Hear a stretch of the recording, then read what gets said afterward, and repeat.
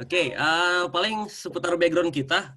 Gua dari ITB, alumni ITB, dan Mikta alumni UI. Jadi kita berkolaborasi, bersinergi untuk Indonesia yang lebih baik. Oke, jadi apa lagi ya? Ya, kalau teman-teman lihat di slide presentasinya, kita jika teman-teman mau tahu lebih dalam soal risetnya kita seperti apa, lalu paper-paper kita seperti apa, teman-teman bisa lari ke ResearchGate. Kalau pernah dengar ini, saya harap semua udah pernah dengar ini. ResearchGate, jadi tinggal ketik aja di nama gua, tapi di situ bukan Daniel tapi De Daniel, sedangkan nama Mikta dia pakai nama Mikta Farid Al Qadri. Jadi bisa cari di situ atau bisa cari juga di Orchid. Di situ database paper terindeks Scopus ada di situ yang punya kita. Lalu oh ya, by the way, sebelum kita masuk ke topik intinya, jadi gue dan Mikta, kita punya satu channel di YouTube, di mana kita sharing banyak hal soal seputar penulisan jurnal, seputar artikel ilmiah, dan ada banyak hal, ada banyak topik di situ. Slide berikutnya seperti ya. Bentar. Oh ya, nah ini. Nah, channel YouTube kita namanya Nulis Jurnal. Jadi banyak konten dari kita ini, karena kita terbatas sekali oleh waktu, dan sedangkan ya kita terbatas oleh waktu, sedangkan banyak hal yang bisa digali. Jadi kalau teman-teman misalkan mau contohnya nih, kita akan bahas nanti hal praktis soal menulis introduction misalkan. Tetapi karena waktunya mepet, kita nggak bisa bahas detail, tapi teman-teman bisa masuk ke channel kita dan teman-teman lihat situ misalkan ada satu topik khusus soal introduction. Jadi ada banyak hal di sini dari topik yang akan kita sharing di situ sudah di cover di video YouTube-nya. Jadi teman-teman bisa datang ke situ langsung, kalau kurang jelas bisa lihat di situ. Di situ ada banyak hal yang kita ceritakan, pengalaman kita, paper-paper kita seperti apa, lalu case study mungkin, dan segala macam. Ada banyak sekali di situ, jadi teman-teman bisa lihat aja sendiri, oke? Terus apalagi? Nah, kita 2 minggu lalu kayaknya, atau 3 minggu lalu, Fauza sempat tanya ke teman-teman kan ya, soal survei ini. Dan cukup menarik. Yang pertama adalah saya mau bahas sedikit soal ini. Di situ ada 83% kayaknya ada ya yang kira-kira yang ngomong sangat tertarik itu jadi peserta. Dan sebelum kita nggak bisa tanya kita nggak bisa pakai pool di sini, tapi bisa nggak tolong kasih respon di mana ya, cari cara memberikan respon. Berapa dari teman-teman yang tertarik membuat scientific article dari tesis? Mungkin bisa pakai apa ya? Gimana cara responnya? Di Pakai chat yang tertarik bisa bilang atau raise hand. Raise hand ya. Raise hand coba. Tapi gimana cara ngelihatnya? Itu mesti di show all participants kayaknya. Show all participants gimana tuh? Iya ini. Oke, semoga bisa. Oke, bisa. Oke, berapa orang yang tertarik membuat dari berapa nih kita nih? Di luar gua sama Mikta. Ada berapa sih? 1, 2, 3, 4. Ya, dari sekian ada berapa orang yang tertarik pengen buat scientific article dari tesisnya? Pengen benar-benar buat. Punya niat. At least sebelum workshopnya dimulai. Jadi nanti kita akan tanya lagi setelah workshopnya dimulai, apakah mengalami peningkatan atau ngedrop. Oke, ada 1 tuh Wida 1, Agung 1, oke. 2, Marisa, oke lah, 3, oke. Nah, oke, sekarang kita gimana lagi cara ini? Ini disclose, ini dia apa nih? Oke. Nah, itu sempat juga ada pertanyaan soal apa aja yang pengen dipelajari dari workshop kali ini. Dan hampir 90% yang paling banyak itu tips dan trik menulis artikel ilmiah. Jadi semoga tapi yang jelas semua hal itu tercover di workshop kali ini. Dan kalau ada yang kurang detail, kita sarankan masuk ke channel YouTube-nya kita. Dan seputar menulis research question, kemudian menulis proposal penelitian, dan referensi ilmiah yang benar, itu juga akan kita sampaikan di workshop kali ini. Jadi kita akan coba tackle semuanya yang teman-teman pengen inginkan, yang pengen pelajari. Lalu, nah, untuk rundown-nya, kita banyak sekali topiknya, jadi kita mau bahas banyak hal. Ada empat session utama. Session pertama itu seputar scientific article. Lalu Mikta akan banyak cerita soal ya seputar inilah artikel ilmiah dan segala macam. supaya teman-teman dapat gambarnya dulu seperti apa. Lalu yang kedua itu lebih kepada singkat aja sih, gimana cara kita contoh praktis lah ya dari tesis ke scientific article. Lalu session 3 dan 4 itu panjang karena akan banyak dan lebih kepada practical tips lah ya, practical tips. Jadi misalkan menemukan novel idea, kemudian menulis research question dan mencari citation yang cocok misalnya dan segala macam lah, menulis introduction dan segala macam. Lalu di bagian terakhir kita akan sharing tools-tools yang berguna untuk teman-teman untuk memulai penulisan tesis atau scientific article. Jadi ada banyak hal di situ yang kita bisa sharing nanti, misalkan seputar contoh-contoh kalimat di introduction misalkan, atau apa ya semacam itulah. Ada banyak hal yang nanti ada beberapa resource dan tools yang kita akan bagikan nanti di bagian di paling terakhir. Housekeeping rules-nya sederhana sekali. Tapi yang pertama bebas untuk berpendapat. Jadi teman-teman mau tanya, mau discuss, mau kasih opini, atau mau ada yang nggak setuju sama kita, silakan, dipersilakan. Ini negara demokrasi. Kita hidup di negara Belanda di mana semua orang suka-suka hati memberikan pendapat. Jadi silakan memberikan pendapat dan tidak ada yang kita tidak ada yang bilang tidak ada benar, tidak ada salah, karena pada prinsipnya yang poin 3 itu bahwa tidak ada absolute truth lah seputar scientific writing. Jadi nggak ada yang benar-benar, jadi komentar kita belum tentu 100% benar, dan komentarnya Mikta juga belum tentu 100% benar, tapi bisa aja, tapi yang kita sharing lebih kepada hal-hal praktis. Jadi apa yang sudah kita lakukan selama kurang lebih 4 tahun ini, atau mungkin 5 tahun lah ya, ngikutin tesis juga, dan jadi lebih kepada hal praktis. Jadi tidak ada absolute truth, itu tidak ada di scientific writing. Lalu kalau ingin bertanya, tadi Kevin sudah bilang tulis di chat room. Tapi ya saran kita sih sebelum tanya supaya nggak mengganggu konsentrasi gua atau Mikta, silakan tulis aja dulu di chat roomnya, tanya atau ask gitu kan. Jadi supaya kita tahu, oh ada yang mau tanya nih. Jadi kita akan kasih kesempatan habis setiap slide itu akan ada langsung pertanyaan aja. Jadi teman-teman jika di slide itu ada yang kurang jelas atau ada yang ingin ditanyakan, didiskusikan, langsung aja ketik tanya di komennya. Nanti kita akan notice dan kita akan langsung bahas, dan teman-teman bisa langsung tanya ke kita. Paling gitu aja rules-nya, dan langsung ke Mik. Oke Mik, silakan share screen lo ya Mik.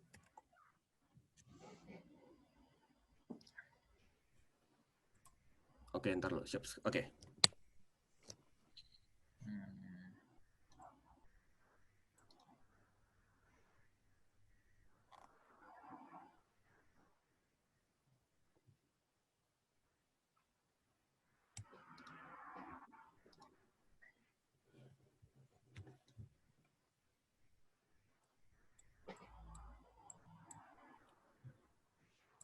Udah kelihatan kan ya? Udah Mik. Lanjut aja Mik. Oke. Ya, sebelum mulai, sebenarnya apa sih? Kita kan pengen tahu tuh sebenarnya apa sih scientific articles itu atau scientific papers. Jadi ini termnya mirip-mirip lah. Nah ini juga saya ngambil dari web sih, ada source-nya nanti di notes itu. Jadi basically itu sebenarnya kayak written report yang bersumber dari original research, yang kemudian pas penulisannya mengikuti ada aturan-aturannya, ada aturan-aturan editorial praktisnya, scientific ethics, dan beberapa common practice di publishing dan printing. Nah, cuman ide utamanya adalah bahwa di scientific papers itu, di scientific articles itu ada hal yang mau dikonstruk, ada ide yang kemudian yang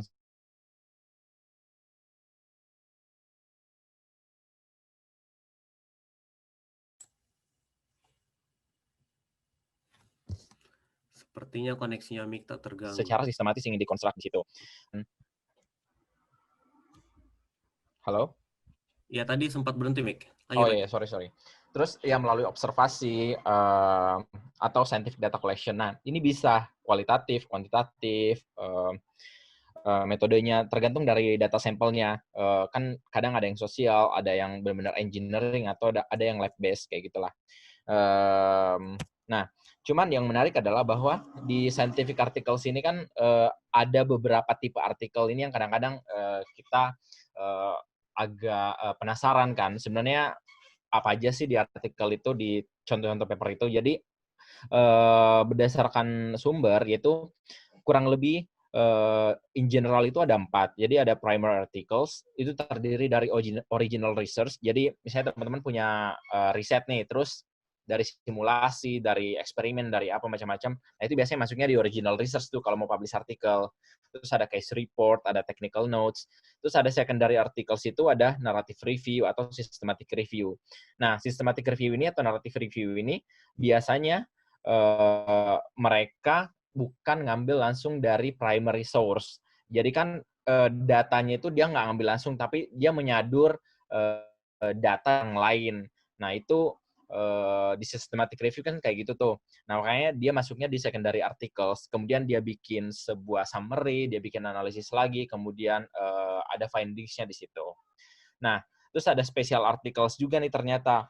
Itu ada letters to editor, koresponden, komentaris, pictorial essays, gitu-gitu. Itu biasanya, contoh simpelnya itu biasanya kan di setiap jurnal itu ada editorial board-nya. Nah, terus ada chief in editor-nya, editor in chief-nya. Nah, si editor in chief-nya ini biasanya setiap pembukaan volume baru, misalnya volume 1, volume 2, biasanya artikel yang pertama terbit itu adalah artikelnya dari editor in chief atau timnya mereka lah. Jadi kontribusi artikel itu salah satu sebagai bentuk ini sih lebih ke kayak kerjasama antara si editor in chief dan tim dan si publisher-nya biasanya. Makanya mereka dikasih kesempatan untuk publish di situ. Terus ada gray literatur juga. Itu ada reports, working papers, government documents, kayak gitu-gitulah yang nggak peer review biasanya. Nah, itu boleh di-cite juga, tapi biasanya nggak peer review kan. Jadi kayak UN dokumen tentang apa sih, building consumption atau macam-macam lah kayak gitu-gitu. Nah, terus kita masuk ke section pertama. Why do we need to publish scientific articles? Nah, di sini kami mencoba untuk memberikan sebuah perbedaan.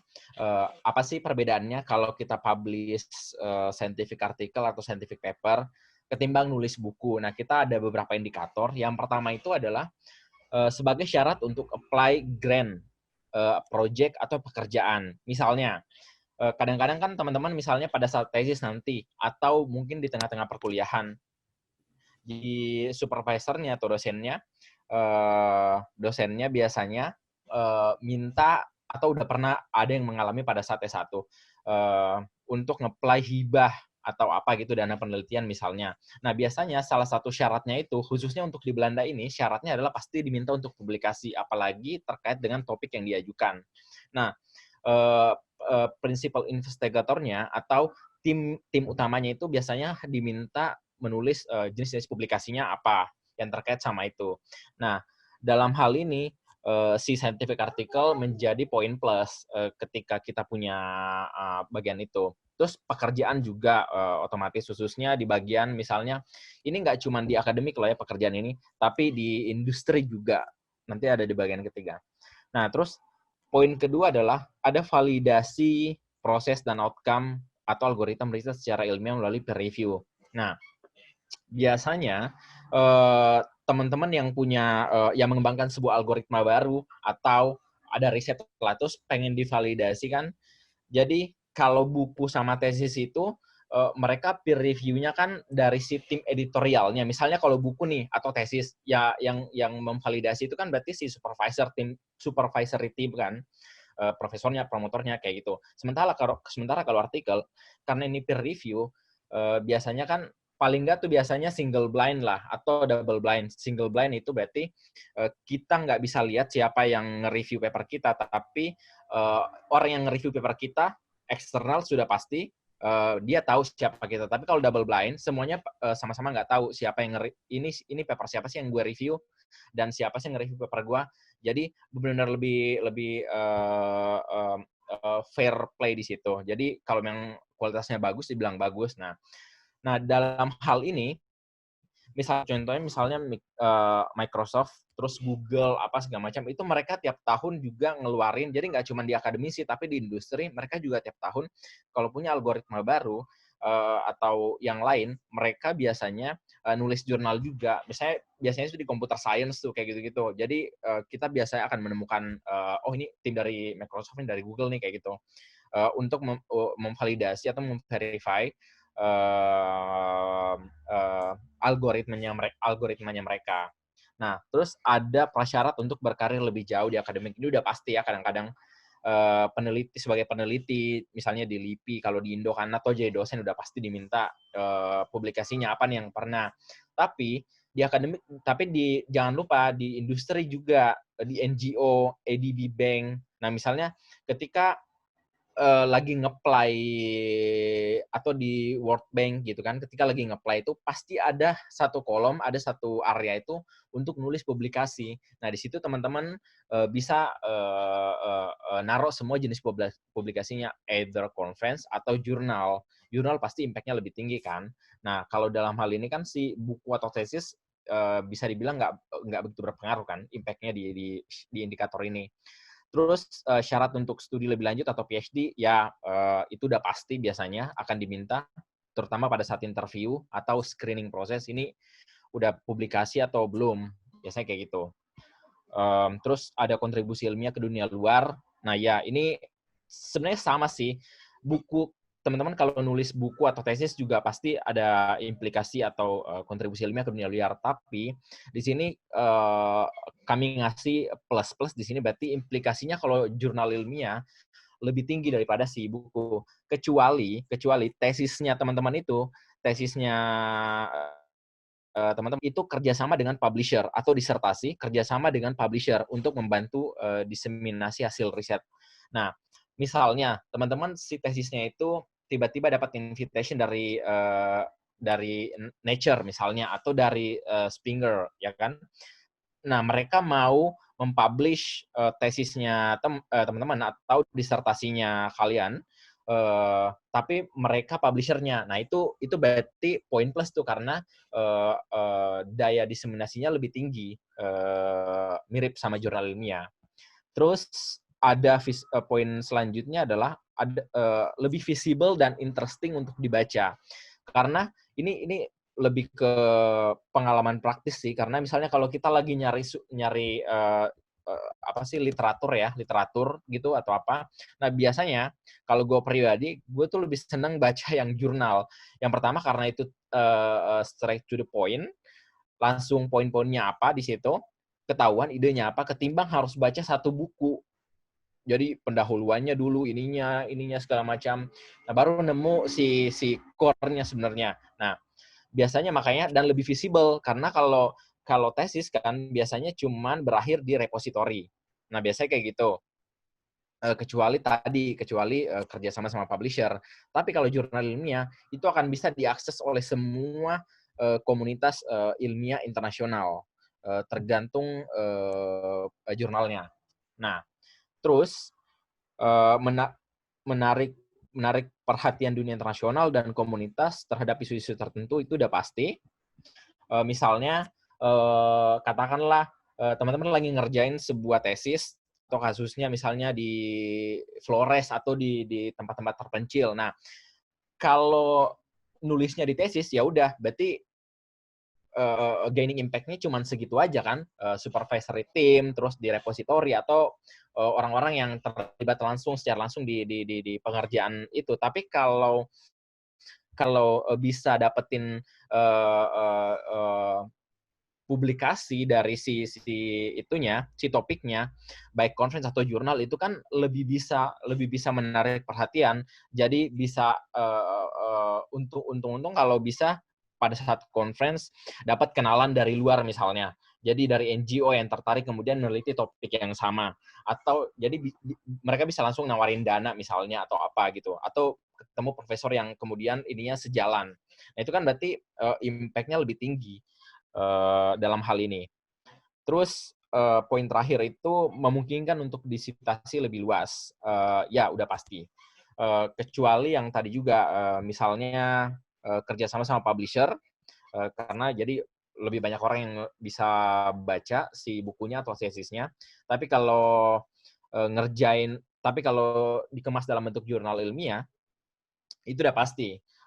Ketika misalnya kita nyari satu literatur nih di Scopus atau di mana di Web of Science misalnya, nyari tentang apa gitu desain metode. Nah, itu kan keyword-nya misalnya tesisnya teman-teman yang punya jurnal itu biasanya pasti akan ketahuan di situ. Jadi related paper itu akan kebaca langsung sama itu. Nah, kurang lebih kayak gitu sih. Jadi dalam hal ini itulah plusnya kenapa apa namanya mengconvert tesis ke jurnal ilmiah bisa lebih dapat manfaat yang lebih banyak ketimbang tesis. Mik, ada pertanyaan Mik dari Maundri Mik. Oh ya, monggo. Sok Maun.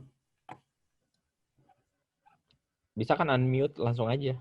Kayaknya lebih oke kalau langsung ngomong. Ya. Biar dengar sama yang lain. Kedengeran nggak nih? Kedengaran. Iya sih, sebenarnya tadi kepikiran aja. Sebenarnya kalau dunia industri itu apa sih keuntungannya kalau dunia industri itu dia nge-publish jurnal terkait research-nya mereka gitu. Kenapa nggak mereka keep aja sendiri supaya orang nggak tahu, atau nggak tahu sih, kepikiran gitu aja sih. Kira-kira apa sih keuntungannya buat dunia industri kalau mereka nge-publish jurnal? Ya. Kalau setahu gue ya, jadi industri itu butuh untuk meng-catch up apakah algoritmanya mereka atau apakah produknya mereka bisa diterima oleh akademik, atau sejauh mana si produknya mereka bisa diterima oleh akademik. Begitupun sebaliknya, apakah idenya di akademik ini, di dunia akademik, di dunia riset ini bisa di-catch up atau bisa diimplementasikan di industri. Makanya mereka saling membutuhkan. Bisa aja di industri mereka publish ini, terus di akademik, di bidang akademik misalnya, di akademia bilang ini mah udah old ini ya udah nggak up to date misalnya, kan kayak gitu tuh. Meskipun mereka men-solve problem baru, tapi kan misalnya kalau di dunia riset kan itu tiap hari problem tuh. Bisa aja wah itu kita udah nggak up to date tuh, yang riset bagian itu udah tahun lalu misalnya kayak gitu. Atau yang di akademik malah misalnya dia mempublish atau dia gaining industri untuk publikasi, nah itu nggak lain untuk mencoba idenya, apakah teknologi sekarang bisa mampu untuk menangkap atau menjalankan ide dari si researcher itu. Kalau gua sih ngelihatnya kayak gitu ya. Gue nggak tahu kalau yang lain. Mungkin lu apa, Dan? Sebenarnya pada dasarnya sih tergantung industri ya. Cuma ada beberapa industri yang misalkan contoh nih, industri yang berhubungan sama kesehatan. Dan itu kan diverifikasi sama WHO misalkan. Dan WHO berdasarkan artikel berdasarkan penemuan ilmiah mereka. Jadi kenapa mereka perlu untuk sertifikat seperti itu ya, karena tentu misalkan sudah di-proof lah secara akademis, secara saintifik sudah di-proof, sehingga itu kan nanti bisa diterima sama BPOM misalkan. Contoh kemarin gue baru minum apa tuh namanya? Tolak angin ya. Nah, tolak angin itu kan ada tulis scientifically proven kalau nggak salah di pojok atasnya tuh tolak angin itu. Nah, itu kan dari situ dia pasti dia sudah ada uji apa yang nama istilahnya. Orang farmasi lah ngerti hal seperti itu, uji toksikologi kali, uji apa. Nah, itu kan diuji. Nah, jadi secara tidak langsung produknya mereka itu sudah diuji sama secara saintifik, sudah dipercaya, diterima oleh dunia saintifik, sehingga mereka bisa mengedarkan produk itu. Dan sehingga untuk BPOM misalkan atau untuk WHO misalkan yang berhubungan sama terutama kesehatan, mereka lebih percayalah sama produk itu. Paling gitu aja sih. Ya, sama itu sih. Misalnya ya COVID ini yang sekarang begitu ada vaksin baru kan semuanya pada publish tuh. Apalagi misalnya kalau bisa publish di Nature misalnya. Itu kan berarti si kliniknya atau si lab-nya itu mereka udah bisa menjustifikasi kalau si ini kita udah keterima loh secara ilmiah, udah terbukti, dan itu mungkin bisa jadi syarat untuk melanjutkan risetnya mereka, dapat dana atau apa kayak gitu-gitu misalnya. Ya. Paling gue tambahin sedikit dari topik yang ini. Sebenarnya sudah termasuk sih, cuma perlu gue tekanin satu hal yang paling penting sebenarnya. Kalau teman-teman sudah kerjaan tesis 6 bulan ya, misalkan di fakultas mana yang 6 bulan ya, di sipil kita di water management tuh 3 kuarter kalau nggak salah, jadi berapa ya, 9 bulan lah kurang lebih tesis. Nah jadi sebenarnya yang paling kurang menyenangkannya adalah pada waktu teman-teman sudah kerjakan tesis dan ternyata itu outputnya tidak ada yang membaca, padahal outputnya tesis teman-teman tuh bagus. Itu sayang banget. Nih gue kasih contoh nih, di sini ada Wida nih.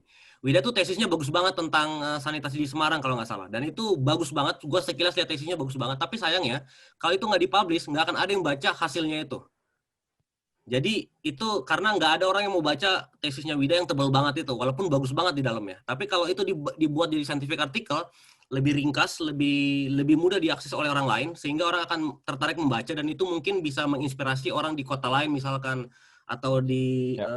mungkin Semarang misalkan, atau yang segala macam. Jadi intinya sayang aja sih kalau teman-teman udah kerja capek-capek tapi nggak akan ada yang baca kerjaan teman-teman. Jadi itu positifnya untuk ini. Kemudian ada pertanyaan dari Sultan, tapi kayaknya pertanyaan dari Sultan nanti dijawab di session berikutnya aja yang kedua kayaknya. Oke, Lanjut, Mik. gue lanjut ya.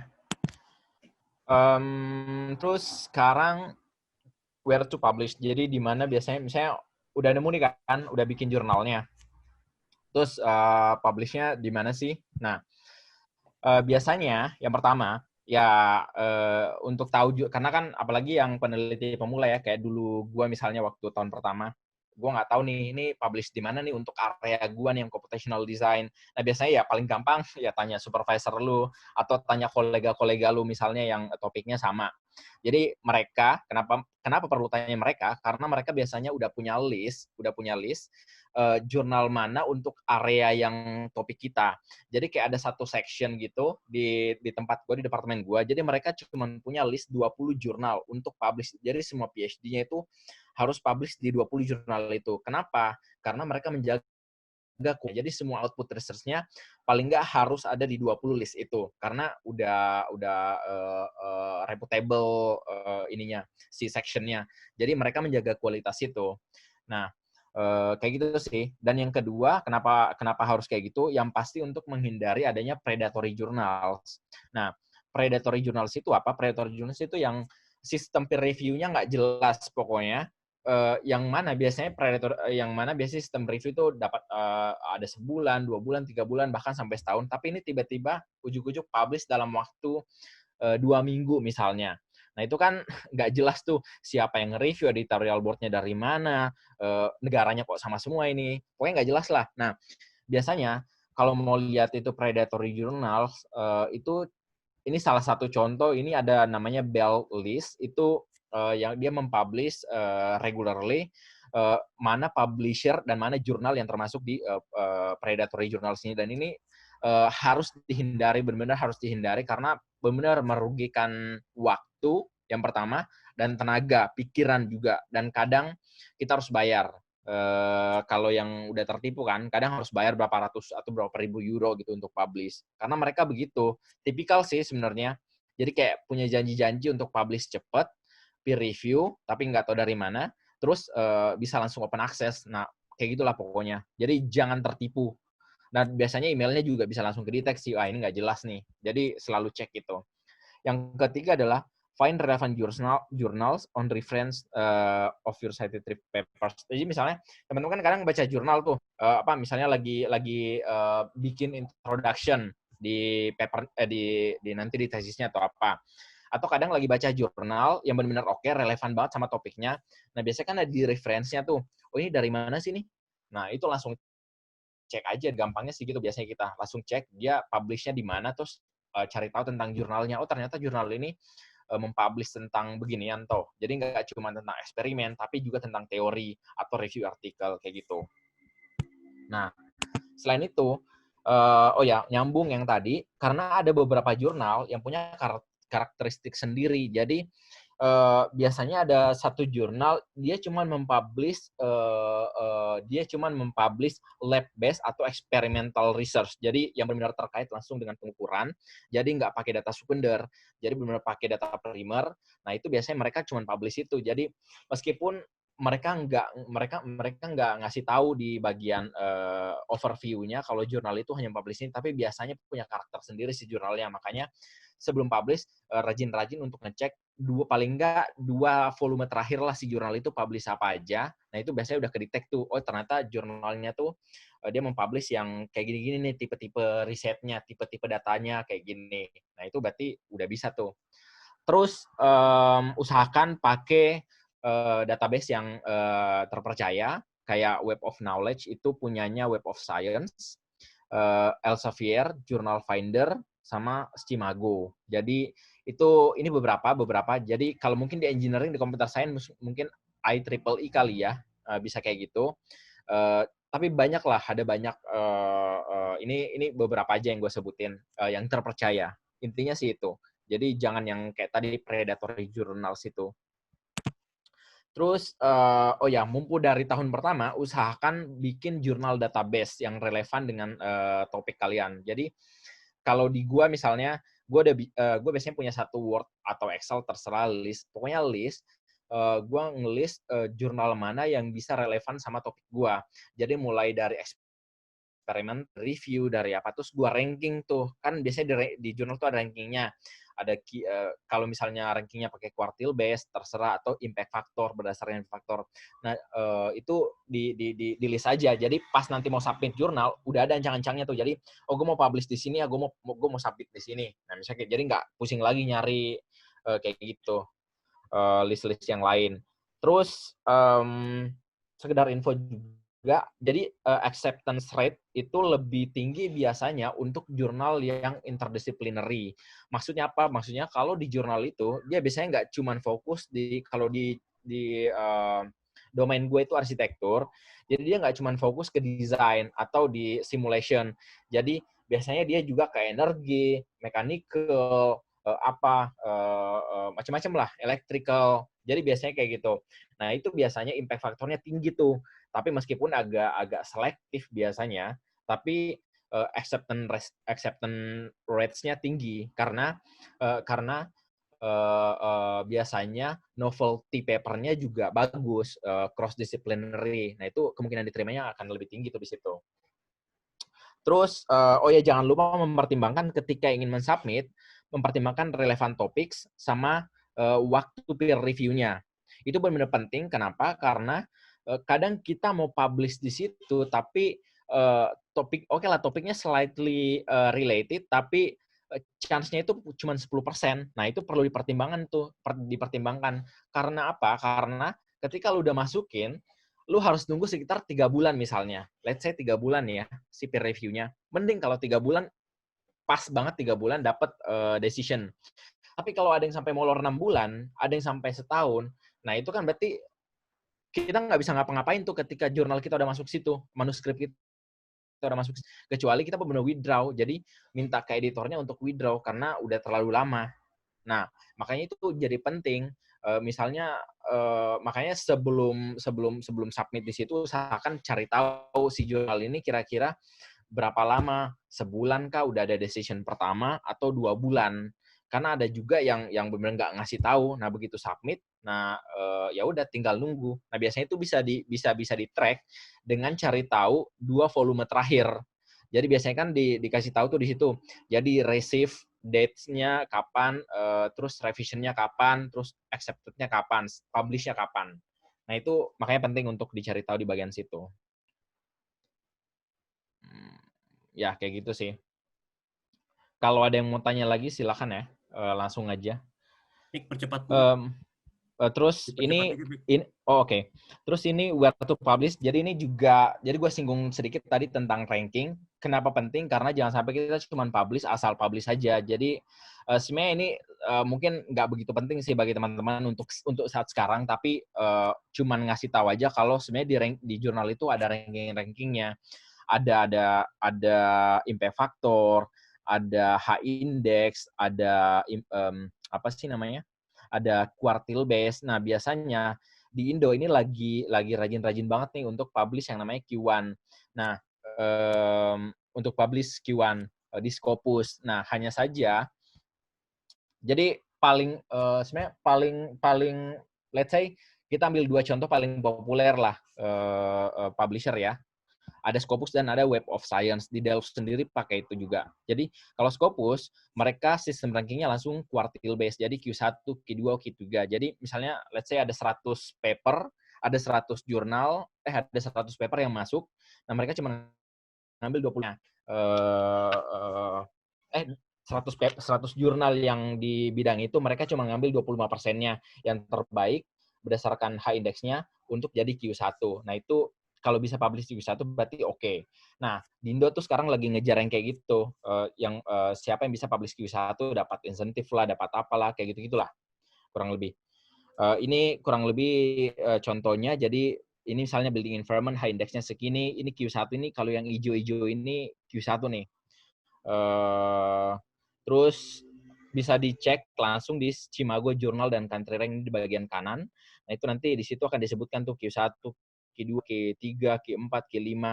Q1 itu berarti paling tinggi, Q4 berarti paling rendah. Nah, kayak gitu sih. Kalau di Scopus lumayan simple. Nah, tapi ada lagi di Web of Science. Web of Science itu dia lebih baru daripada Scopus, tapi kalau gue bilang sih mungkin lebih selektif ya, karena nggak semua jurnal yang terindeks di Scopus itu bisa masuk di Web of Science. Katakanlah di Scopus itu dia Q1 jurnalnya, tapi ketika masuk di Web of Science itu dia akan jadi Q2. Biasanya kayak gitu. Dan di Eropa rata-rata at least di section gua itu kita nggak bicara tentang Q1 Scopus, tapi atau quartile base. Jadi biasanya bicaranya tentang indeks. Jadi citation index. Jadi citation index itu misalnya dia terindeks SCI, Science Citation Index. Ini mungkin di bagian merah ini, kotak merah ini mungkin teman-teman bisa lihat. Jadi ada SCI, Science Citation Index, Social Citation Index, atau R Humanity Citation Index. Nah, yang ketiga ini itu core collection-nya Web of Science. Jadi top-top jurnalnya Web of Science itu pasti terindeks ini. Nah, itu berdasarkan domainnya udah. Jadi kalau jurnalnya teman-teman masuk berarti udah oke lah itu. Nanti ada juga sih quartile base-nya, tapi di setiap indeks ini. Terus mungkin nggak sengaja pernah menemukan ada yang namanya ESCI. ESCI itu Emerging Science Citation Index. Emerging Science Citation Index itu adalah waiting list jurnal yang akan masuk ke core collection. Jadi di ESCI ini lebih ke jurnal umum aja sih, lebih ke jurnal umum, mau sosial, mau engineering, mau macam-macam. Tapi ketika dia berhasil memaintain quality-nya, dia akan bisa masuk di salah satu si core collection ini. Kurang lebih kayak gitu. Terus lanjut ke proses dan timeline. Nah, tadi udah gue singgung sedikit. Nah, kurang lebih kayak gini lah. Jadi ketika submit, nah kita munculin waktunya. Jadi ketika kita submit, pertama nih, itu akan diterima oleh editorial board. Editor in chief udah pasti, sama ada managing editornya. Nah, si editor ini dia akan memeriksa apakah jurnalnya layak atau enggak untuk diteruskan ke review. Jadi kalau ke reject di sini, ini biasanya waktunya 1 sampai 4 minggu. 1 sampai sebulan lah. 1 sampai 4 minggu benar. Jadi ini disebutnya rejection desk. Kenapa? Karena dia belum sampai ke reviewer. Jadi yang menolak itu editor, entah karena kualitas papernya buruk, language-nya nggak sampai, atau berantakan Inggrisnya, atau novelty-nya kurang. Atau biasanya terkadang sih paling banyak yang topiknya nggak relevan sama jurnalnya. Nah, tapi kalau berhasil masuk di review round 1, nah itu biasanya 1 sampai 4 bulan. Ini yang akan nge-review tergantung jurnalnya. Ada yang 2 orang, ada yang 3 orang, ada yang 5 orang, tergantung jurnalnya. Nah, biasanya setelah masuk review 1, round 1, itu bisa langsung ke reject. Tergantung, itu semuanya keputusannya di editor in chief. Bisa aja 2 editor menerima, 2 editor menolak. Nah, bisa aja si editornya langsung nolak. Itu benar keputusannya editor in chief. Terus belum. Ini Bramka Javino has entered the waiting room for this meeting. Ini apa sih? Admitted or see waiting room? Oke, terus ada masuk ke round 2. Round 2 itu misalnya kalau udah berhasil lewatin round 1 nih, either minor revision atau major revision. Misalnya let's say major revision. Major revision berarti kan dikasih waktu tuh untuk revisi lagi. Biasanya kalau minor revision itu biasanya 1 minggu bisa dan 1 bulan bisa. Tapi kalau major revision itu 6 sampai 1 tahun bisa. Itu bisa direvisi. Tergantung jurnalnya dan tergantung editornya. Nah, setelah itu baru nanti ada decision. Apakah itu di-reject atau diminta resubmit atau diterima. Kurang lebih kayak gitu.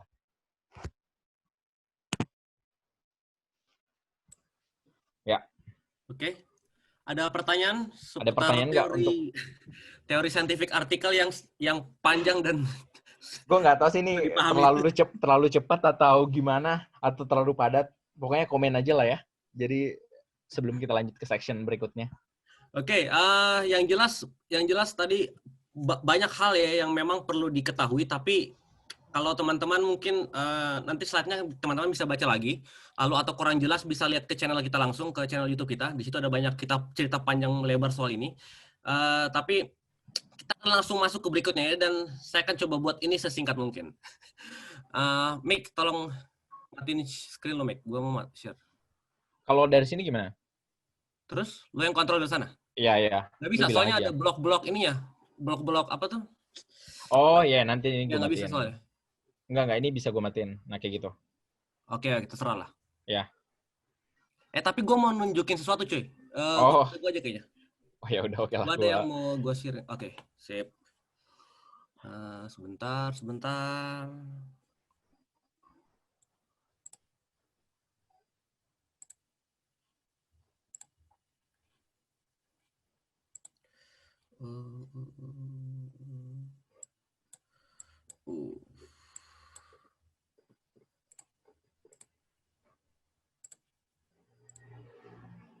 Oke.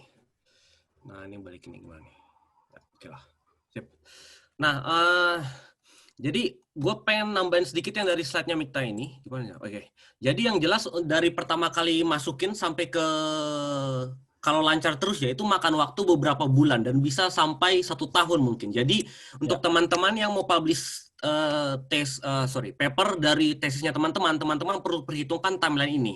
Tetapi banyak kasus di mana mereka mempublish sesudah lulus. Jadi mereka mulai men-start nulis sesudah mereka lulus. Itu nggak masalah. Jadi ada kasus-kasus seperti itu, tapi timeline ini ya intinya jangan terlalu bernafsu untuk pengen publish cepat-cepat karena jangka waktunya cukup panjang dan bisa lama. Jadi kalau hoki ya bisa cepat, kalau nggak bisa lama.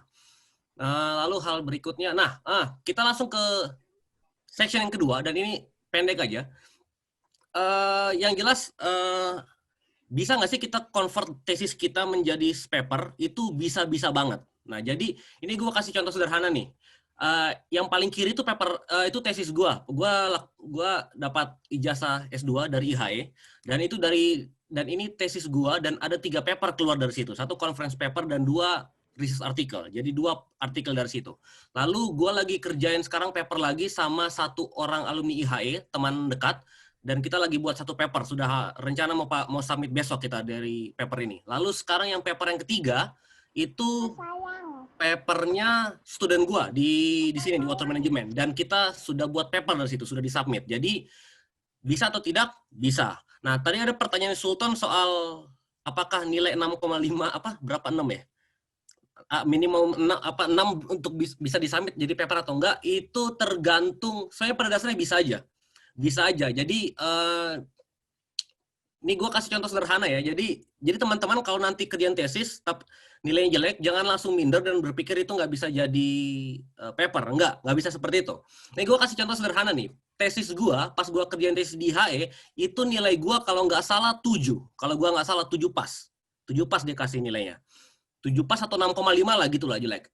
Jelek lah. Tapi intinya nih, lihat nih, keluar 2 paper dari situ research article dan itu 1 paper di level yang 1 di Q1, 1 di Q2 dan 1 lagi conference paper. Jadi nilainya dan waktu itu memang, tapi yang jelas untuk paper ini itu gue lakukan analisa yang berbeda lagi dan kita upgrade banyak hal dari tesisnya karena tesisnya waktu itu dirasa kurang mepet banget lah karena waktu itu gue cuma punya waktu 2 bulan untuk nulis dan olah data. Jadi nggak sempat lakuin banyak hal dan profesor waktu itu rasanya kurang maksimal jadi cuma dikasih nilai 6,5 atau 7, gue lupa persisnya, atau di antara rentang itulah.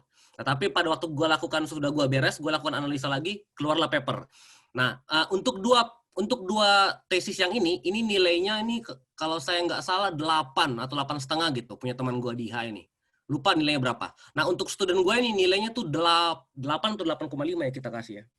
Lupa juga lah. Jadi intinya mau nilainya rendah, mau nilainya tinggi bisa jadi paper. Tapi mau di-upgrade jadi paper itu mungkin butuh sesuatu extra work lagi lah.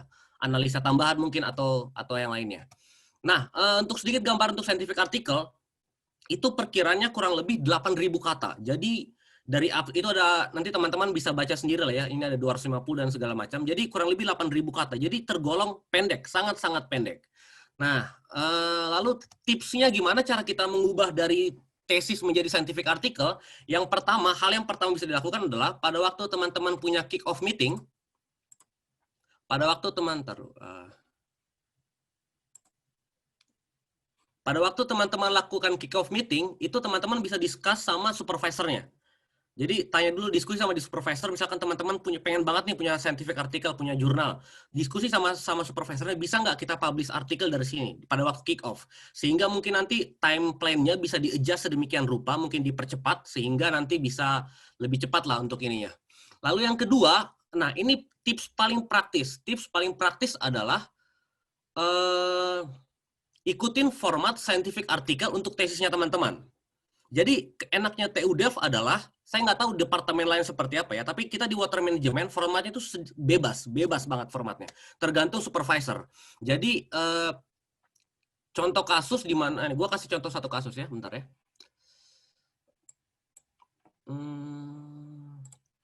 Nah, ini contoh satu paper, satu tesis dari student gue. Dan kalau teman-teman lihat, ini formatnya sudah format paper nih. Ini kan ada judulnya, ada semua penulisnya, ada abstraknya nih, ada introduction, ada ya segala macam lah semuanya. Metodologi, apalagi nih,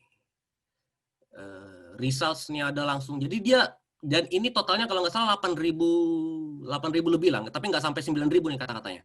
Lalu ada limitation, recommendations, conclusion, dan reference di sini. Nah jadi formatnya TU-Delft tuh bebas, jadi balik lagi, kalau teman-teman pengen ini, silakan aja ngomong ke supervisornya, saya pengen buat format tesis dong. Nah, jadi itu bisa sangat, gua pakai slide intro. Oke, kita pakai aja. Jadi itu sangat-sangat membantu lah, dan sangat-sangat menolong kalau teman-teman mau convert tesis jadi artikel. Dan juga kelebihannya lagi adalah, tadi seperti yang gue bilang, kalau tesis itu, scientific article itu 8.000 kata, jadi sangat-sangat lebih pendek lah. Bayangin teman-teman nulis tesis, nulis tesis kan biasanya kan nggak mungkin 8.000 ya. Tapi dengan format scientific article, teman-teman akan di-force untuk menulis 8.000. Jadi menulis seefisien mungkin. Jadi misalkan contoh nih introduction 1.000 kata doang. Jadi teman-teman nggak boleh tulis lebih dari 2 halaman A4 misalkan.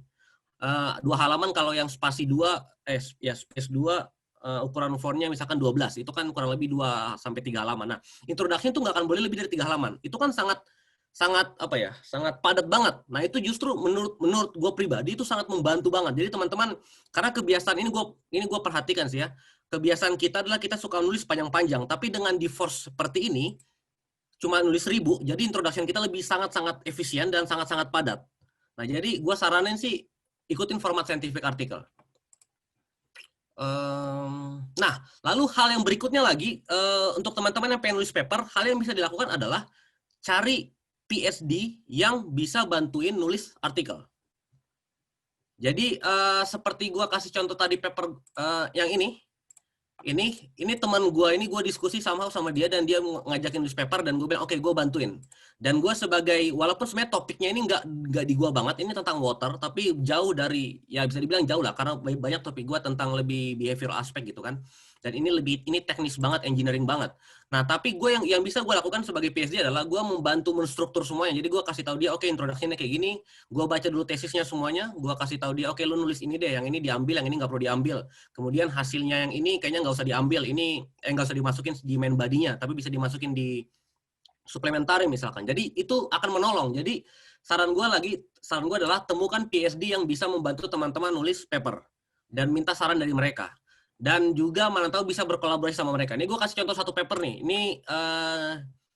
Ini paper yang lagi ini bagian dari PhD gue, tapi gue ngajak Dennis, anak master di water management, untuk join. Atau paper gue yang lain, gue ajak Widya untuk join nulis paper bareng-bareng. Nah, jadi intinya carilah PhD yang bisa bantu teman-teman. Entah topiknya sama, entah topiknya beda, silakan cari aja yang bisa membantu. Paling gitu aja dari gue. Ada tambahan mic, kayaknya kita perlu break 5 menit, tapi sebelum ini ada yang mau ditanyakan?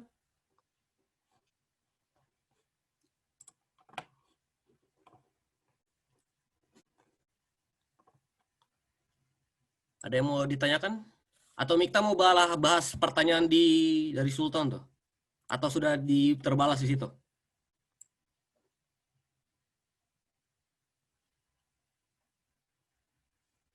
Udah gue balas sih di situ.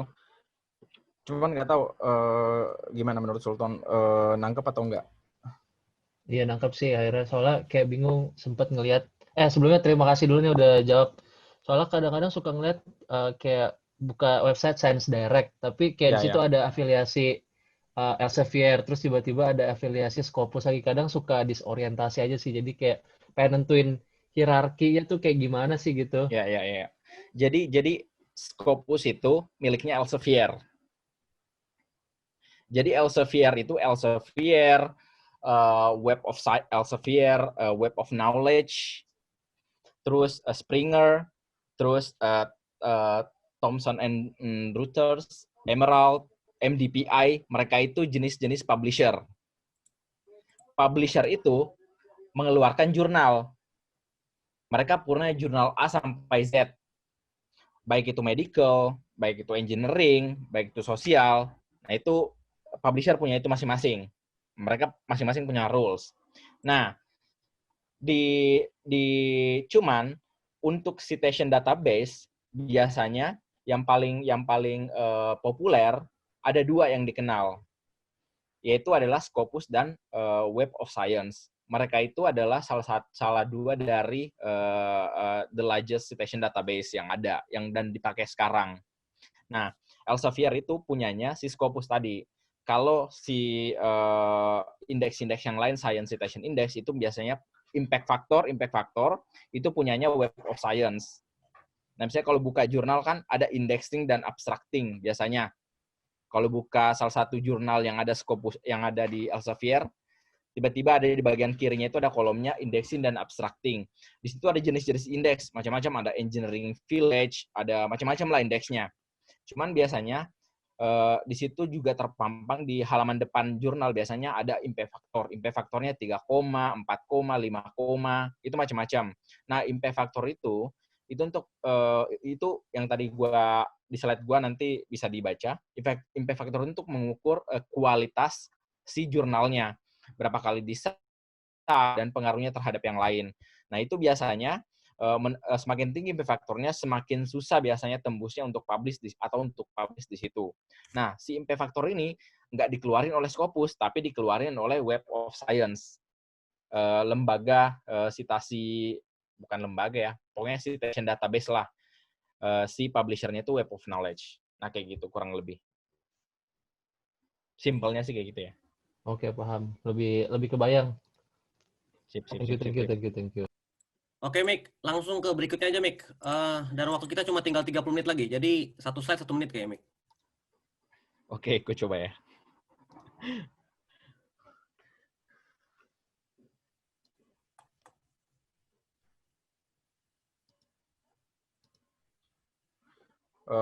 Udah kelihatan kan? Sudah. Nah, oh ya. Jadi how to find novel ideas atau knowledge gaps. Nah, yang pertama itu ada literatur study. Jadi ya udah lo tinggal baca untuk sebenarnya yang pertama tuh untuk cari tahu review paper. Itu paling gampang sih. Tipsnya banget itu kalau lo pengen memulai knowledge gap-nya apa? Knowledge gap itu kayak hal-hal yang belum dikerjakan sekarang tapi potensial untuk diimplementasikan di masa depan. Itu cari review paper. Biasanya di review paper itu dia mereview either 50 paper atau 100 paper. Nah, terus biasanya di setiap review paper itu ada knowledge gap-nya. Nah, itu biasanya nyambung ke ide-ide novel yang akan dikerjakan atau the following step lah ya. Nah, biasanya di situ jelas banget tuh kenapa mereka naruh itu di situ. Terus itu review literatur study. Terus ada develop the existing ideas. Nah, biasanya ide-ide yang novel itu, yang novelty, itu keluarnya nggak cuma lu bikin riset dari nol misalnya, tapi lu bisa develop dari existing ideas atau menggunakan framework yang sudah ada. Misalnya si supervisor lu atau supervisor gue misalnya, dia udah punya framework di waktu ngerjain dulu disertasinya, terus gue tinggal kembangkan, baik itu mengubah metodenya, menerapkan di konteks yang lain, parameternya ditambah atau teknologinya diganti. Nah, itu bisa masuk dalam kategori novel ideas juga. Nah, kayak gitu. Terus join conference, scientific community itu pasti banyak-banyak ngobrol sama expert. Itu biasanya mereka kan ngasih tahu, oh yang kayak gini loh yang sekarang lagi hot, lagi benar-benar lagi in. Terus oh ya, yang paling penting juga adalah expand the existing topics through the intersection of different fields. Maksudnya adalah ketika misalnya kayak gue nih, gue kan topik gue tentang computational design di arsitek. Nah, cuman itu kan arsitektur yang ngerti simulasi inilah, simulasi thermal, macam-macam, akustik, apa segala macam. Tapi gue pakai teknologi remote sensing, gue pakai 3D scanner, yang mana itu areanya remote sensing. Nah, itu kan berarti ada cross disiplin di situ.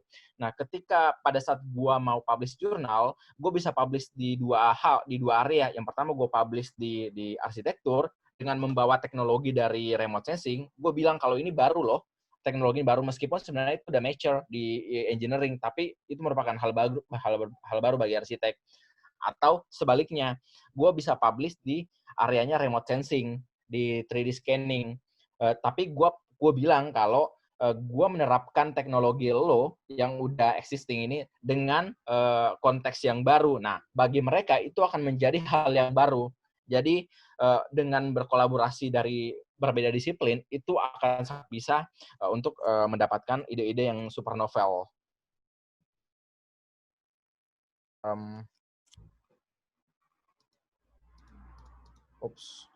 Ya, terus yang lain kan tadi udah tuh discuss sama expert, practitioner. Terus ya ide yang bagus harus bisa ada societal relevance juga. Terus nah ini biasanya agak tricky nih, bagaimana memformulate research question ini sebenarnya agak berat sih ini, tapi gue cobalah. Biasanya ada beberapa metode, salah satunya ini yang kita sampaikan, ada SMART. S itu specific, M itu measurable, A achievable, R realistic, dan T time define.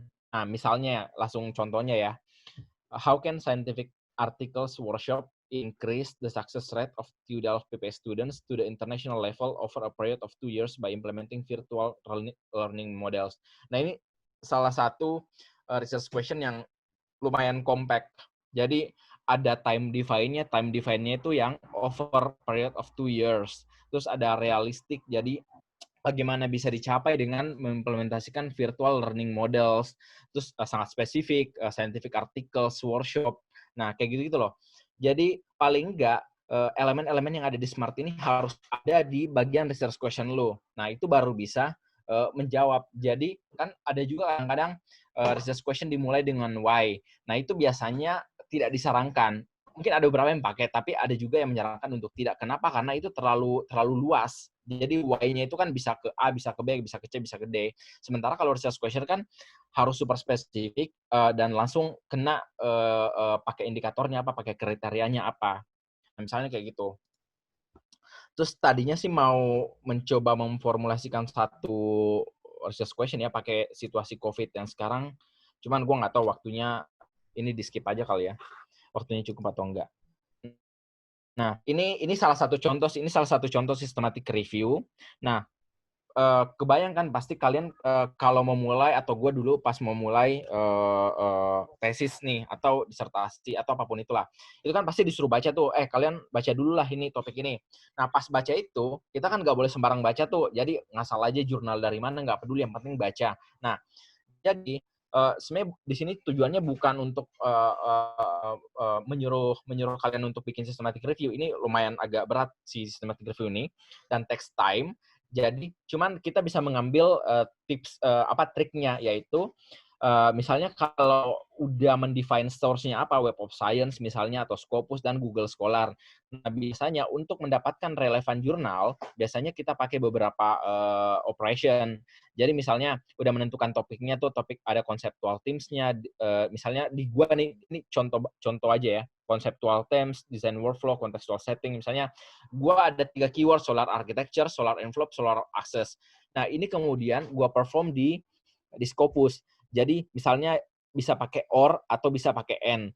Nah, Ini tujuannya untuk menseleksi yang mana jurnal yang relevan, yang mana yang enggak. Nah, misalnya yang tadi kan ada sebelum, misalnya kalau solar architecture lu ketik di Scopus, terus lu enter, itu bisa jutaan, bahkan 1 juta results. Tapi ketika lu pakai OR, misalnya udah 3 keyword yang lu pakai, itu akan menseleksi jadi cuma 618 dokumen. Misalnya kayak gitu. Terus ada lagi N, ada macam-macam lah. Ada Google Scholar juga, mereka punya fungsi sendiri-sendiri, tapi tujuannya untuk mencari jurnal yang relevan.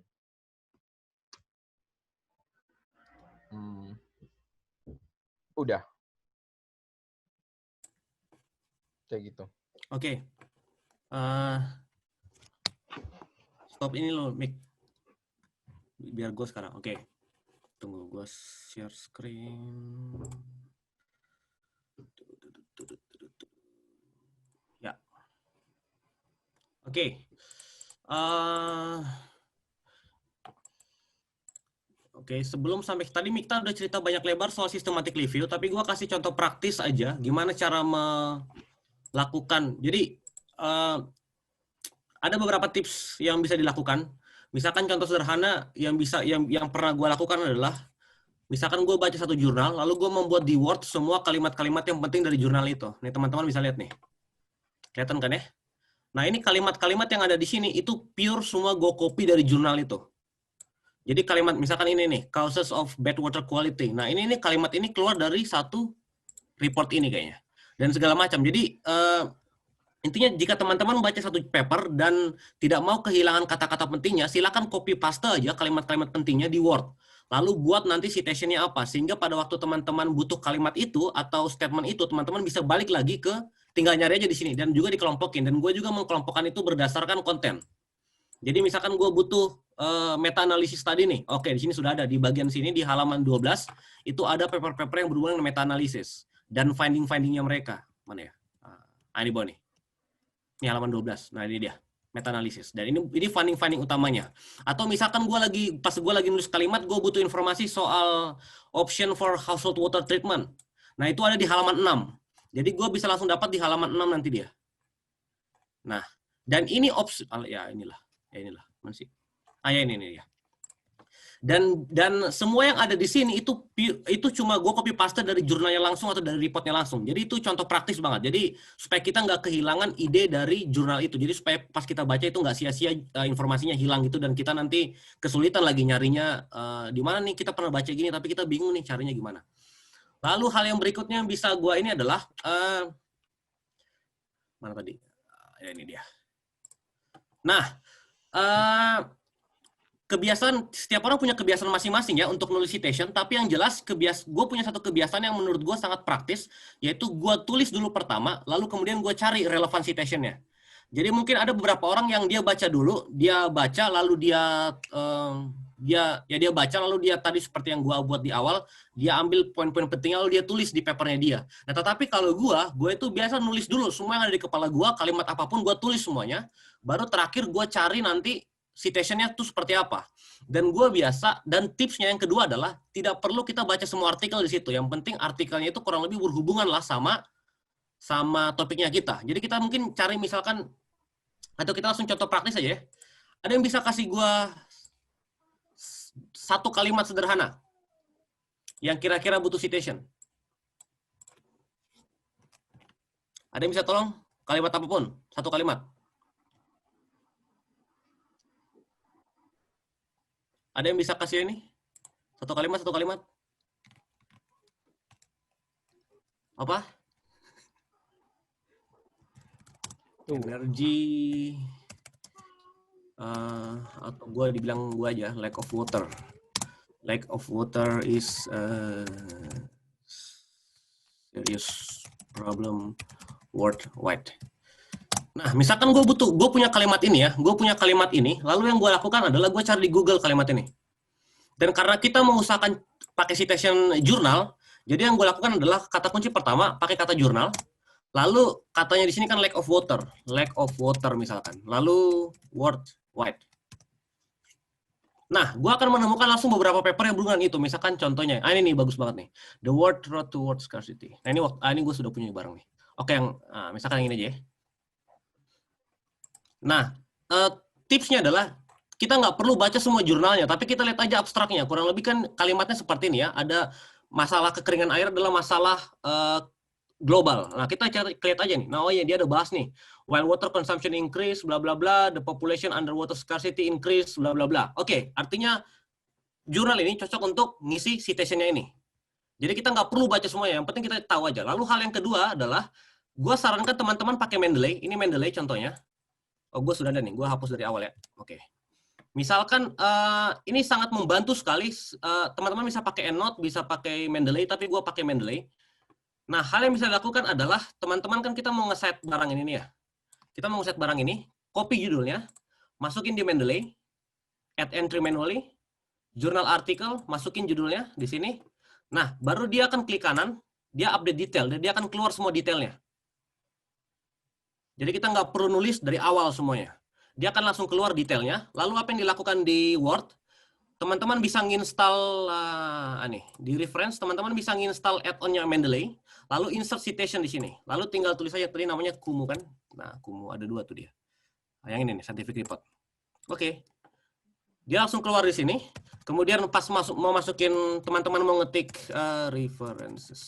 Mau masukin bibliografinya, tinggal klik insert bibliografi. Keluar dia. Oke? Ini kita buat cepat banget, tapi nanti kalau ada pertanyaan, kita bisa ulangi lagi atau mungkin nanti kita bisa buat video khusus untuk ini. Tapi yang jelas ini sangat membantu banget. Jadi tipsnya balik lagi ke word yang gue bilang adalah tidak perlu baca semua artikel. Yang penting kira-kira relevan, masukin itu barang. Lalu kemudian pakai referencing software itu sangat membantu. Lalu pakai Google. Kata kuncinya tadi yang gue pakai adalah jurnal, karena kita mau source kita dari jurnal. Jadi kata kunci pertama pasti jurnal, lalu kata kunci berikutnya ya tergantung topiknya teman-teman. Misalkan contoh lagi nih, agriculture misalkan ya. Agriculture, kemudian Indonesia misalkan. Kita lagi nulis kalimat tentang agriculture Indonesia. Nah, keluarlah semua jurnal-jurnal yang berhubungan dengan itu. Kita tinggal lihat aja yang menarik, yang kira-kira cocok tuh mana ya, misalkan. Ini semua jurnal ya. Next done. Oke lah, kurang lebih kayak gitu ya. Jadi pakai Google dan itu sangat membantu. Lalu hal berikutnya adalah, nah ini singkat aja. Kalau teman-teman yang punya kick off meeting, hal yang paling penting di kick off meeting yang perlu disampaikan adalah research question-nya apa. Lalu di kolom kedua itu datanya teman-teman akan ambil dari mana. Jadi entah dari lab atau dari manapun. Lalu metodenya untuk analisa data itu apa. Nah, teman-teman kalau sudah punya table ini, kick-off meeting aman. Jadi, karena yang dibutuhkan tuh cuma ini, research question, datanya dari mana, dan metodenya, analisanya untuk apa. Baru, oke, introduction. Ini siapa yang mic ya? Lu ya? Atau ada pertanyaan? Ya, ada pertanyaan dulu nggak? Digedein, Dan. Kenapa? Digedein, ya. Kalau nggak ada pertanyaan, kita langsung lanjut aja ya. Pakai itu aja. Oke, siap-siap. Jadi ya ini sebenarnya teman-teman bisa dapat sendiri sih, maksudnya bisa nyari sendiri separately di Google bagaimana menulis introduction apa segala macam kayak gitu kalau mau lebih detail. Cuman di sini yang kita mau sampaikan cuman beberapa poin-poin praktikalnya aja. Misalnya di introduction itu yang pertama harus menjawab why now, itu penting juga. Kenapa mau riset itu dan kenapa, apalagi kalau mau review artikel atau original research. Karena itu kan berhubungan sama timeline ya. Kenapa nggak tahun lalu atau kenapa nggak 2 tahun lagi baru lo publish si riset ini. Misalnya kayak gitu. Itu penting tuh, harus dijawab di introduction. Terus reference sudah pasti.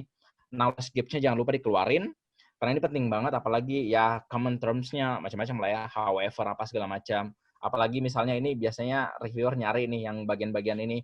Kayak existing studies itu ini nih bla bla bla ada 30, ada 40. However, nah biasanya kayak gitu. Nah, itu hook-nya tuh. Oh, ternyata knowledge gap-nya ada di sini. Terus research scope jangan lupa, karena jangan sampai misalnya gua computational design, topiknya gua, tapi gua nggak membahas tentang software-nya. Jadi gua membahas misalnya purely tentang metodenya. Nah, itu penting untuk di state di introduction, scope of research-nya apa. Terus storyline, dan kalau introduction biasanya ditulis paling terakhir. Menurut pengalaman kita dan beberapa orang, karena itu kan butuh referensi apa segala macam dan butuh baca. biasanya itu dikerjakannya paling terakhir setelah conclusion atau setelah metode. Udah sih, next. Oke. Nah, untuk penulisan metode seperti apa, teman-teman bisa baca sendiri, tapi yang jelas poin paling pertama dari metode adalah, yang paling penting dari metode adalah step by step all prosedur. Jadi pastikan orang lain pada waktu membaca metodenya teman-teman itu bisa mengulangi lagi hal yang sama. Nah, tetapi level detailnya seperti apa, itu perlu dikompromikan lah, perlu didiskusikan. Karena kalau mungkin terlalu detail, terlalu banyak, mungkin bisa teman-teman taruh di suplementari kalau terlalu detail, tapi yang jelas orang yang membacanya, dia bisa dapat gambaran kurang lebih metodenya itu seperti apa. Nah, lalu ini hal praktis yang bisa kita kasih tahu adalah flowchart itu sangat direkomendasikan. Jadi misalkan teman-teman nulis 2000 metode ya, panjang banget 2000, dan itu kadang buat orang itu dia ngikutin, dia bisa aja tersesat di metodenya itu karena mungkin terlalu banyak kata-katanya. Nah, hal praktis yang bisa kita bilang adalah pakai flowchart. Jadi itu misalkan contohnya di kanan ini, itu membantu lah kurang lebih dari data ini kita, jadi yang diolah misalkan cuma segini, lalu datanya mungkin dibagi-bagi dan segala macam. Nah, itu sangat membantu. Jadi itu akan membantu orang lah, dan itu juga sekaligus memperindah papernya teman-teman. Lalu metode ini bisa ditulis pertama kali. Jadi sebelum teman-teman sudah punya hasil, silakan tulis metode dari awal, karena itu sudah bisa langsung dilakukan kan. Tentu aja udah dapat gambaran kan, oke yang dilakukan A, B, dan C. Nah, metodenya kan itu aja misalkan. Jadi ya sudah tahu. Jadi itu bisa dicicil dari awal. Jadi saran kita adalah jangan tunggu sampai hasilnya udah komplit baru nulis metode. Enggak, itu lakukan kalau perlu di awal-awal. Jadi supaya waktunya lebih paralel. Ya. Oke, untuk hasil mungkin sebentar Dan, untuk metode satu tambahan gua, kalau metode itu usahakan intinya mikirnya gini, ini metode ini kalau gua kasih ke orang, mereka akan bisa mendapatkan hasil yang sama dengan apa yang gue kerjakan. Nah, itu metode. Jadi mereka kalau si orang ini beda-beda domain misalnya atau apa gitu. Tapi kalau gue kasih metode ini yang gue udah bikin, kalau mereka follow step by step dengan dataset yang sama misalnya, mereka akan bisa menghasilkan output yang gue hasilkan.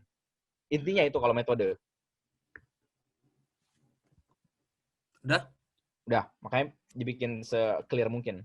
Oke. Untuk research, poin yang paling penting dari research adalah urutannya dia, storyline-nya dia, usahakan sesuai sama metode. Jadi kalau teman-teman misalkan tulis di metode itu urutannya A, B, dan C, maka di research juga urutannya sama, A, B, dan C. Sehingga bisa konsisten dia. Lalu kemudian ada untuk artikel ilmiah, ada beberapa yang digabung, research dan discussion, ada yang beberapa dipisah. Jadi itu terserah selera orang aja seperti apa sih sebenarnya. Lalu ya paling itu aja dari results dari gua. Nanti teman-teman bisa baca sendiri. Kemudian discussion, Remik, lu atau gue? Lu aja lah. Oke. Nah, discussion itu ini yang paling gue suka. Gue kasih satu gambar ilustrasi sederhana di kanan. Jadi teman-teman kalau punya hasil, hal yang paling perlu untuk membuat discussion itu powerful adalah pertama, jangan langsung lompat dari hasil ke explain. Itu levelnya buat gua nggak terlalu dalam. Jadi teman-teman lakukan satu hasil modeling misalkan, kemudian dapat hasilnya B, dapat hasilnya sesuatu, kemudian teman-teman jelaskan, oh itu karena ini, dan ini. Dan menurut gua itu kurang powerful. Yang pertama kali perlu dilakukan adalah sebelum membahas explain why-nya, itu compare dulu dengan apa yang didapat orang lain misalkan. Atau sesuai nggak sih sama hipotesis kita, atau sesuai nggak sih kira-kira sama yang dikatakan sama peneliti sebelumnya dan segala macam. Nah, sesudah di-compare, baru explain apakah hasilnya beda, atau hasilnya sama. Nah, kalau hasilnya beda, jelaskan kenapa. Lalu yang membuat discussion itu paling powerful adalah tidak stop di explain, tapi implikasinya itu apa. Jadi implikasinya misalkan nih, contoh paling sederhana nih. Misalkan gue menemukan, gue makan apel, lalu apel itu mengandung gula, di 100 gram apel, dia mengandung gula 10 gram misalkan. Nah, kemudian kita explain, kenapa apel itu mengandung 10 gram. Nah, tetapi kita perlu extrapolate lagi discussion-nya ke implication-nya. Misalkan contohnya, karena dalam 100 gram apel ada 10 gram gula, sehingga orang yang obesitas atau orang yang gula tinggi darah tinggi, gula tinggi lah. Gula tinggi tidak disarankan makan apel. Nah, itu implikasinya. Jadi nggak cuma jelaskan why, tapi implikasi praktisnya itu apa? Itu akan membuat discussion-nya more powerful. Karena suatu riset yang tidak punya implikasi sosial itu buat gua sendiri itu impact-nya nothing, nggak ada impact sama sekali. Bila perlu nggak usah dilakuin deh. Sederhananya seperti itu. Jadi pada waktu lakukan discussion, implikasinya itu apa itu perlu dibahas lebih dalam.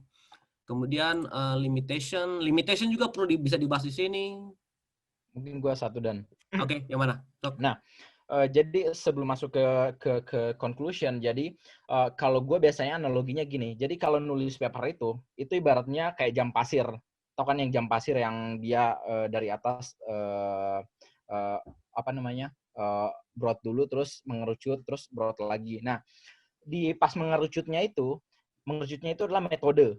Itulah core dari riset kita, core dari si papernya itu. Nah, bagian dari atas itu kan introduction luas masuk ke bagian dataset collection, terus tiba-tiba di metode mengerucut. Nah, pas mau di bagian result dan discussion itu makin meluas lagi. Nah, itu tadi makanya si implikasi itu jadi penting.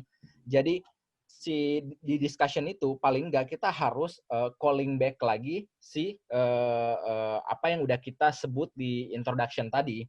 Jadi implikasinya terhadap previous result kayak gini. Nah, kayak gitu-gitu sih. Jadi harus meluas lagi. Jadi nggak berhenti di bagian results atau fokus sama ngejelasin hasil yang udah kita dapat. Tapi harus ada so what dari si result kita. Itu sih. Oke, langsung aja nih, conclusion, Mik. Udah langsung aja. Lu aja deh. Oke, kalau yang conclusion balik lagi tadi yang kita udah singgung sedikit. Jadi kita harus balik lagi ke objektif. Dia ngejawab atau enggak. Lalu kemudian ada kalanya kita gabungin limitation dan future recommendation di conclusion. Itu terserah selera orang. Ada atau dimasukin ke discussion. Dan ya segala macam sih. Conclusion nggak terlalu banyak. Nah, lalu poin berikutnya yang pengen kita tipsnya adalah berikan sentuhan. Kalau kami bilangnya berikan sentuhan seni di papernya teman-teman. Jadi supaya tulisannya itu lebih hidup dan nggak membosankan. Bisa aja misalkan buat conceptual framework seperti ini, atau misalkan buat gambar dari kalau teman-teman ke lapangan, ambil data dari lapangan, nah masukin gambar dari lapangan. Supaya lebih orang yang baca bisa tahu kondisi lapangannya misalkan seperti apa. Atau buat tadi konsep framework seperti ini, atau scheme, atau hasil chart. Tapi yang jelas poinnya adalah jangan terlalu berlebihan. Karena terlalu berlebihan, terutama untuk orang engineering, bisa aja supervisor lu bilang, apaan ini kan kita bukan orang seni rupa, misalkan contoh kasus seperti itu. Jadi dibuat balance lah, tapi yang jelas berikan sentuhan seni di situ supaya paper atau tesisnya teman-teman itu nggak membosankan. Entah gambar, entah foto, dan segala macam. Satu tambahan dari gua, kenapa itu jadi penting? Karena kalau misalnya teman-teman, ini pengalaman gua, kalau teman-teman mau tahu inti dari si paper itu, coba deh, lu follow semua figurnya, semua picture-nya dari A sampai Z. Itu pasti lo akan bisa menemukan storyline dari si papernya. Jadi lo cabut aja satu figur A tanpa membaca teksnya. Jadi lo baca judulnya, misalnya judulnya tuh abstraknya, terus lo follow figur A cerita apa sih, figur B cerita apa, figur C sampai Z. Itu pasti akan tahu, oh ternyata dari awal sampai ke sini storyline-nya kebaca. Nah, yang paper yang bagus itu adalah yang bisa kita bisa menemukan ide utama atau inti dari si papernya dari gambar sebenarnya. Ya. Oke, lanjut. Wah, kita ngebut banget ya. Ya. Oke. Sorry. Nah, untuk resources ada berapa tools yang sangat membantu. Pertama, Grammarly, teman-teman udah tahu. Lalu kemudian ini, AWA, Academic Writing Assistant. Ini punyanya Kaulehoven kerjasama sama TU Delft. Ya, jadi teman-teman dia bisa masuk pakai apa ya? ID TU Delft ya? Iya, sayangnya sih ID TU Delft. Student atau ini student bisa juga? Kayak bisa juga deh student. Ya, cobain aja. Nah, dia bisa gue belum pernah coba, dia bisa ngecek lah seperti Tensis, segala macam ya. gitu-gitu. Ya, segala macam. Nah, lalu yang kedua, gue sangat terbantu sama OSDIC. Ini untuk mengecek collocation. Misalkan karena kita bukan native speaker, jadi ada kalanya kita tuh nggak, ya ada banyak collocation di bahasa Inggris, jadi ini sangat membantu. Contoh sederhananya ini aja, look itu kan bisa add, bisa into, through, toward, dan lain segala macam. Jadi ini sangat membantu. Lalu untuk icon, itu bisa masuk ke Flaticon sama The Noun Project. Di situ ada banyak icon yang bisa gratis di-download. Dan ya copyright-nya kayaknya nggak terlalu strict ya, Mik ya? Itulah. Iya, itu bebas kok, tapi Bebas. cantumin aja Ya, copyright nanti aja dengan mungkin nanti project di gitu. mananya. Jadi itu untuk membuat diagram yang seperti ini misalkan nih, yang kayak gini-gini nih. Ini semua gua buatnya dari dua itu untuk dapat icon-iconnya. Lalu referencing software-nya ada Mendeley, ada EndNote dan ada macam-macam sih. Cuma kita yang ini aja yang sering kita dengar. Dan gua sendiri pakai Mendeley. Ya pakai EndNote juga sih kadang-kadang. Nah lalu banyak info lainnya silakan masuk ke channel YouTube kita. Lalu resources. Nah ini gua sangat terbantu sama satu dokumen ini. Ini satu dokumen di mana nanti kita share, kita akan share di sini ada banyak contoh-contoh kalimat yang sangat membantu. Misalkan contoh nih ya, misalkan contoh mana ya? Nah, ini nih, yang poin 33 nih, stating what you found. Jadi teman-teman misalkan pengen menjelaskan yang teman-teman temukan itu apa aja, kemudian kebingungan kan, misalkan belum dapat ide lah, gimana sih cara saya menulis kalimatnya seperti apa? Nah di dokumen ini itu ada contoh-contoh kalimat, jadi tinggal teman-teman lanjutin aja. Misalkan apa ya, the average score for X was bla bla bla bla ya, itu kan tinggal diedit aja kalimatnya dan ada banyak contoh-contoh yang lainnya. Lalu ini salah satu resources yang bisa kita share ke teman-teman. Lalu yang berikutnya ada namanya Abela chart hierarchy. Jadi teman-teman mungkin apa ya, belum dapat ide kalau ada kita lakukan comparison misalkan chartnya seperti apa. Nah, ini nanti bisa dilihat dari chart hierarki ini. Lalu ada linking word juga. Nah, teman-teman bisa dapat ini semua di channel YouTube-nya kita. Lalu di bagian about, itu ada di bawah ada sharing dokumen bermanfaat atau di sini. Itu nanti dia akan link ke Drive dan teman-teman bisa download langsung semua tadi ini. Si ininya, apa nih contoh-contoh kalimat yang ini atau segala macam inilah. Jadi bisa masuk ke situ, nanti di situ ada resource-resource yang sangat berguna lah untuk penulisan, terutama untuk penulisan report, tesis, dan artikel ilmiah. Paling gitu aja. Ada pertanyaan? 19.33. Sorry kita ngebut Ya. karena Mohon maaf sekali. tapi Halo, pas Mas Daniel, 19.33. Mas Mikta, saya Claudio. Oh, halo. Mau nanya nih, tadi sebenarnya tertarik buat research question. Bisa nggak ada tambahan waktu dijelasin tuh? Yang secara praktisnya gimana sih buat research question? Yang tadi ke-skip. Oh ya. Si research question ya. Itu agak berat sih emang. Maksudnya bukan agak berat, khusus bagian itu tuh nggak bisa cuma overview doang, karena itu kan core-nya dari riset ya. Jadi ketika ada orang yang ditanya, tesis lu tentang apa sih? Riset lu tentang apa sih? Nah, hal yang paling mudah untuk menjawab itu adalah dengan ngasih tahu research question-nya. Oh, gua tentang ini, dan ini. Itu pasti akan langsung kebayang. Karena kalau research question yang bagus itu, dia bisa langsung merepresentasikan isi dari si riset lo. Nah, tadi sih yang kita, ada banyak ya cara-cara untuk memformulasikan research question. Nah, salah satu yang tadi kita kasih tahu itu yang SMART itu, yang dia bisa achievable, dia bisa apa ya, tadi lupa gua. Terus ada time bound, terus ada apalagi tadi, realistik, gitu-gitu. Nah, cuman hindari pertanyaan-pertanyaan yang kayak satu why misalnya, meskipun tadi gue bilang ada orang yang make, tapi hindari karena itu kan luas banget. Misalnya kalau ditanya why, terus ya bisa ke A, bisa ke C. Terus hindari fixed question, yes or no question. Jadi misalnya, is it gini, atau is it possible? Yes, possible. Terus kenapa? Nah, itu cenderung dihindari untuk itu, karena itu kan menjebak tuh, kayak gitu. Terus kenapa? Karena, dan biasanya orang lebih banyak ke how, tapi bukan langsung how to ya, karena how to-nya tuh lebih langsung spesifik ya, tentang cara, know how. Nah, biasanya yang tadi kita sampaikan, yang SMART itu kan main research question.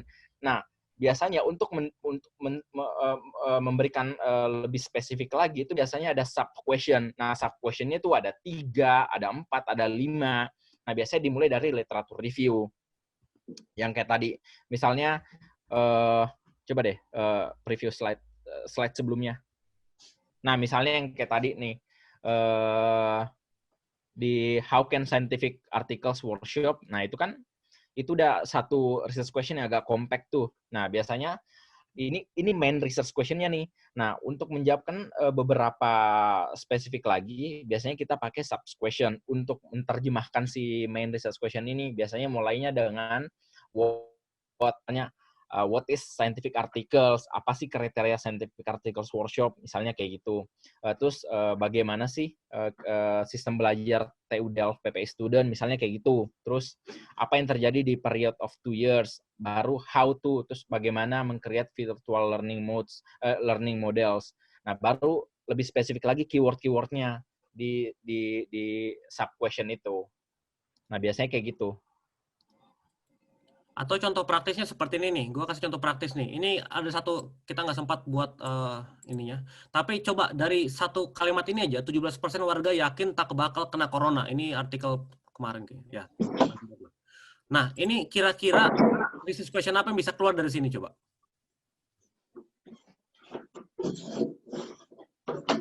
Atau langsung aja lah ya, karena kita ini. Tapi yang jelas gini, tadi Mikta sempat singgung jangan pakai why kan, mengapa? Karena seharusnya karena why itu justru dia seharusnya sudah terjawab di riset ini gitu loh. Jadi misalkan contoh sederhana gini nih, jadi kita nggak boleh tanya ke mereka mengapa 17% warga kenapa 17% warga yakin tak bakal kena corona misalkan. Nah, itu justru nggak gimana ya tadi. Pokoknya jangan pakai kalimat itu, tapi mungkin kalimatnya bisa diparaphrase seperti ini misalkan contohnya. Kan misalkan gini, tak yakin itu kan karena misalkan ada mindset tertentu kan ya. Nah, jadi misalkan kita tanya seperti ini. Mindset atau ini apa ini ya? Faktor psikologi lah. Faktor psikologi apa yang mempengaruhi 17% warga ini sehingga mereka yakin tak bakal kena corona. Nah, itu kan jelas tuh dia. Tapi jangan tanya mengapa 17% ini yakin tak bakal kena corona, karena itu terlalu luas banget, why-nya terlalu luas. Tapi lebih ke spesifik misalkan, karena tadi itu contohnya, faktor psikologi apa yang mempengaruhi mereka, atau misalkan apakah ada pengaruh atau apa ya? Apakah ada pengaruh dari pekerjaan terhadap persepsi masyarakat untuk terkena corona atau tidak? Nah, jadi itu kan spesifik. Baru nanti kita metodenya kita cari, oke, mungkin faktornya mungkin tadi psikologi atau faktor tadi pekerjaan misalkan. Baru kita coba cari lagi ya segala macam. Jadi jangan pakai langsung why yang langsung gimana ya? Padahal why itu kan dia justru seharusnya terjawab pada waktu dari sini ya. Jadi jangan langsung serta-merta pakai why, tapi itu ya pakai what lah. Jadi diubah itu ke what atau ke how. Karena why itu tidak menjawab apa-apa sebenarnya. Tidak menjawab itu akan terjawab dengan sendirinya sih. Ya, itu akan terjawab sendirinya dengan pada si waktu why itu. Ya. Jadi jangan Nah, dari contoh simple yang tadi Daniel bilang itu, nah baru tambahin time bound-nya misalnya kalau relevan sama topiknya misalnya dalam waktu 2 tahun, kenapa COVID ini bisa naik, atau 7 bulan, kenapa COVID bisa naik. Itu kan berarti lebih measurable lagi tuh. Misalnya kayak gitu. pertanyaan lagi yang berikut.